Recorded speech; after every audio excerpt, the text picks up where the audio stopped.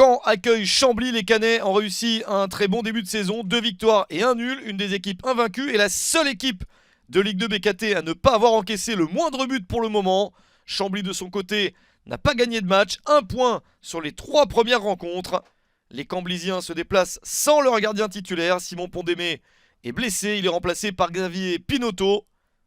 Stoyanovski, prêté par Nîmes, doit normalement faire sa première, même s'il débute le match sur le banc pour Chambly. Première possibilité peut-être pour les Camblisiens à l'extérieur pour surprendre Caen. Le ballon est un petit peu éloigné et il faut le centrer en retrait, c'est manqué. Les Canets s'en sortent bien alors que Rémi Rioux avait quitté son but. Une première chance intéressante pour les visiteurs. Pascal Dupraz n'a sans doute pas aimé cette première chance du match pour Chambly, mais ce sont ses joueurs qui vont de l'avant, le centre et la reprise de la tête à côté. Grosse chance de marquer pour Yacine Bamou. L'ancien Nantais rate le cadre. Il était bien servi sur ce long centre de Yoel Armougom.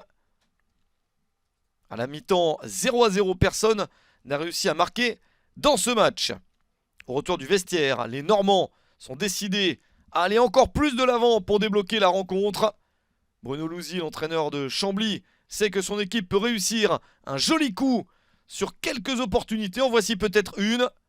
Avec cette chance d'enrouler le ballon, c'est sauvé par Rémi Rioux. Il touche cette balle pour l'empêcher d'entrer dans le but. Très bonne tentative sur ce tir enroulé de Lassana Doucouré. Mais Rémi Rioux a lu la trajectoire comme il le fallait.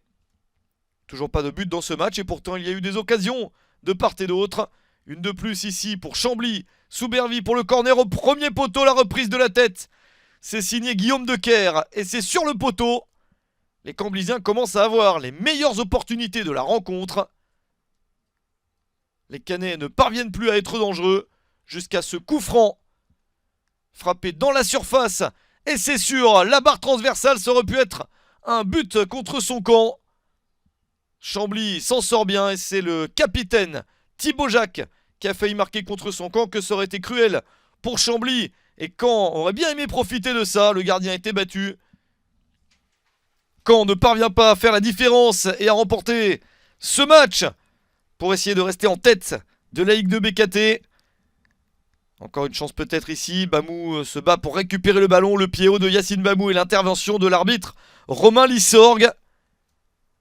Une faute de Yacine Bamou, le pied était haut ici, le problème c'est qu'il avait pris un premier carton jaune ici, 2 minutes plus tôt à la 72e minute, et à la 74e il en prend un deuxième, l'exclusion de Yacine Bamou, le coup dur pour Caen qui doit jouer le dernier quart d'heure en infériorité numérique. Les supporters poussent leur équipe, même à 10 contre 11 pour essayer d'obtenir un meilleur résultat, ils n'y parviennent pas, 0-0 entre Caen et Chambly.